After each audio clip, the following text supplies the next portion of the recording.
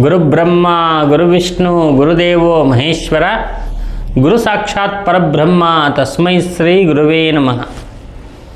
ಇವತ್ತು ವಿಶೇಷವಾಗಿ ಋಷಿಗಳಲ್ಲೇ ಅತಿ ಶ್ರೇಷ್ಠ ಮತ್ತು ಜನಗಳಿಗೋಸ್ಕರನೇ ಅನುಗ್ರಹ ಮಾಡುವಂತಹ ಮಹಾ ಋಷಿಯ ಬಗ್ಗೆ ನಾನು ಹೇಳ್ತಾ ಇದ್ದೀನಿ. ಎಷ್ಟೋ ಬುಕ್ಗಳನ್ನ ಬರೆದಿಟ್ಟು, ಪುಸ್ತಕಗಳನ್ನ ಬರೆದಿಟ್ಟು, ಗ್ರಂಥಗಳನ್ನ ಬರೆದಿಟ್ಟು ಜನಗಳ ಆರೋಗ್ಯದ ಬಗ್ಗೆ ಹೆಚ್ಚು ಕಾಳಜಿಯನ್ನು ಮನಸ್ಸಲ್ಲಿ ಇಟ್ಕೊಂಡು ಕೆಲವು ಗಿಡಮೂಲಿಕೆಗಳನ್ನ ಪರಿಚಯ ಮಾಡಿಕೊಟ್ಟಿರ್ತಕ್ಕಂಥ ಮಹಾ ಋಷಿಗಳು. ಈ ಋಷಿಗಳ ಒಂದು ಕನೆಕ್ಟಿವಿಟಿ ಏನಾದರೂ ನಮಗೆ ಸಿಕ್ತು ಅಂದರೆ ಜೀವನದಲ್ಲಿ ನೋಡಿ, ಹೇಳ್ತೀವಿ ನಾವು ಆರೋಗ್ಯವೇ ಮಹಾಭಾಗ್ಯ ಅಂತ.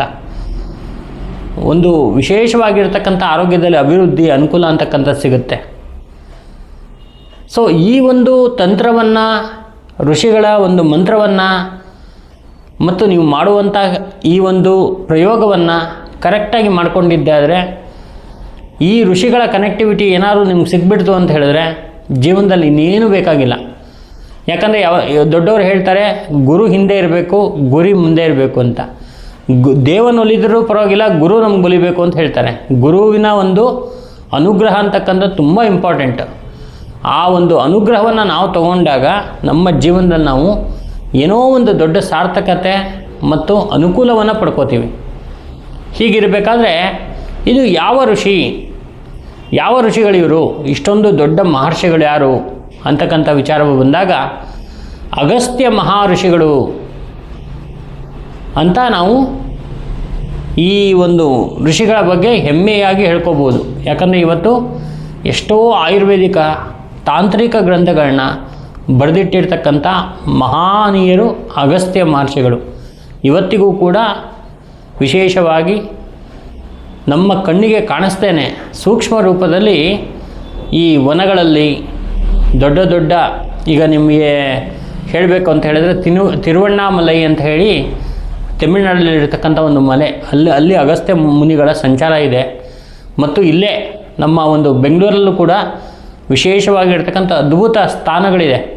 ಗವಿಗಂಗಾಧರೇಶ್ವರ ದೇವಸ್ಥಾನ ಇರ್ಬೋದು, ಕುಮಾರಸ್ವಾಮಿ ದೇವಾಲಯಗಳಿರ್ಬೋದು, ಅಥವಾ ಎಷ್ಟೋ ಹಳೆಯ ಪುರಾತನ ದೇವಾಲಯಗಳಿದೆ. ಆ ದೇವಾಲಯಗಳಲ್ಲಿ ಅಗಸ್ತ್ಯರ ಸಂಚಾರ ಇದೆ ಅಂತಕ್ಕಂಥ ವಿಚಾರಗಳನ್ನ ನಾವು ತಿಳ್ಕೋತೀವಿ.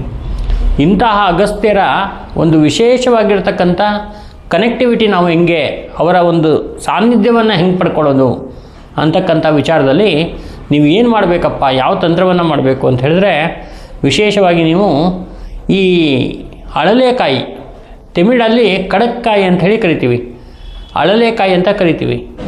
ಈ ಒಂದು ಕಾಯನ್ನು 11 ಕಾಯಿಯನ್ನು ತರಬೇಕು. ಈ ಕಾಯಿ ಏನು ನಿಮಗೆ ಕೊಳ್ತೋಗಲ್ಲ ಅಥವಾ ಅದು ವೇಸ್ಟಾಗಿ ನಿಮಗೆ ಪ್ರಯೋಜನಕ್ಕೆ ಬರದೇ ಇರೋವಂಥದ್ದಲ್ಲ, ಏನೂ ಅಲ್ಲ. ನಿಮಗೆ ಕರೆಕ್ಟಾಗಿ ಅದನ್ನು ಒರ್ಜಿನಲ್ ಇರ್ತಕ್ಕಂಥ ಕಾಯಿ ನಿಮಗೆ ತಂದು 11 ಕಾಯಿಗಳನ್ನ ತಂದು, ಆ 11 ಕಾಯಿಗೆ ಅರಿಶಿನ ಕುಂಕುಮ ಮತ್ತು ಕೆಂಪು ಅಕ್ಷತೆಯನ್ನು ಹಾಕಿ, ಅಗರಬತ್ತಿಯನ್ನು, ಧೂಪವನ್ನು ತೋರಿಸಿ, ಆರತಿಯನ್ನು ಮಾಡಿ, ವಿಶೇಷವಾಗಿ ಈ ಋಷಿಗಳ ಏನು ಅಗಸ್ತ್ಯ ಮಹರ್ಷಿಗಳ ಒಂದು ಅದ್ಭುತವಾಗಿರ್ತಕ್ಕಂಥ ಮಂತ್ರ ಇದೆ, ಆ ಮಂತ್ರವನ್ನು ಹೇಳಬೇಕು. ಎಷ್ಟು ಸಲ ಹೇಳಬೇಕಂದ್ರೆ ದಿನಕ್ಕೆ 1008 ಸಲ ಥರ ಬೆಳಗ್ಗೆ ಪ್ರಾತಃ ಕಾಲದಲ್ಲಿ, ಅಥವಾ ನಮಗೆ ಬೆಳಗ್ಗೆ ಆಗಿಲ್ಲ ಅಂದರೆ ರಾತ್ರಿ ಹೊತ್ತಲ್ಲಿ ಈ ಮಂತ್ರವನ್ನು ಹೇಳ್ಬೋದು. 48 ದಿನಗಳ ಕಾಲ ಹೇಳಬೇಕು. ಹೀಗೆ ಹೇಳಿದಾಗ ನಿಮ್ಮ ಆರೋಗ್ಯದಲ್ಲಿರಲಿ, ನಿಮ್ಮ ಅಭಿವೃದ್ಧಿಯಲ್ಲಿರಲಿ ಬಹಳ ಚೆನ್ನಾಗಾಗತ್ತೆ. ಬಹಳ ಅನುಕೂಲ ಮಾಡಿಕೊಡುವಂಥ ಸಾಕ್ಷಾತ್ ದೈವ ಸ್ವರೂಪದಲ್ಲಿರ್ತಕ್ಕಂಥ ಋಷಿಗಳು. ಇವರ ಮಂತ್ರ ಈ ಥರ ಇದೆ. ಏನಿದೆ ಅಂತ ಹೇಳಿದರೆ, ಲೋಪಾಮುದ್ರಾಪತಿಂ ದೇವಂ ಅಗಸ್ತ್ಯಂ ಋಷಿಸತ್ತಮಂ ದಕ್ಷಿಣಾಪತಿಂ ರಾಮಂ ತಾರಕಪ್ರಿಯ ಮೂರ್ಜಿತಂ.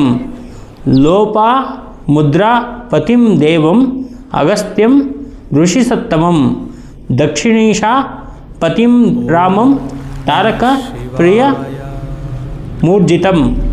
ಈ ಥರ ಮಂತ್ರವನ್ನು ಹೇಳ್ಕೊಂಡು ಬರಬೇಕು. ಇನ್ನೊಂದು ಸಲ ಹೇಳ್ತೀನಿ, ಕರೆಕ್ಟಾಗಿ ನೋಟ್ ಮಾಡ್ಕೊಳ್ಳಿ.